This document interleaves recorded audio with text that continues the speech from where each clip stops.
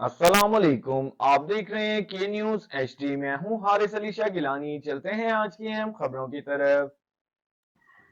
ताजा तरीन खबरों के लिए हमारे साथ रहिए। लिए चलेंगे कराची, जहां से रिपोर्ट कर रही हैं हमारी lady reporter Urooj Khan. Army chief general Syed Asim Munir ने वाना और डीआई खान का दौरा किया और सरहद पर तैनात अफसरों और जवानों के साथ ईद मनाई।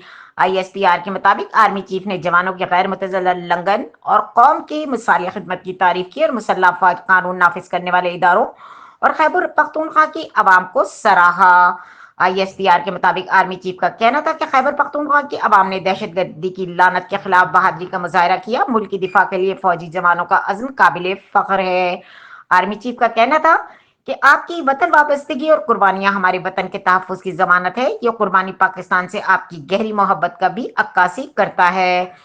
आर्मी चीफ ने शोधा की कुर्बानियों को खिराज अकीदत पेश किया और कहा कि अमन और इस्तेहकाम के लिए शोधा की जद्दोजहद हमारी कामयाबी की बुनियाद है। आईएसपीआर के मुताबिक आर्मी चीफ ने ईद की नमाज अदा की और पाकिस्तान के इस्तेहकाम और खुशहाली के लिए भी दुआ की गई।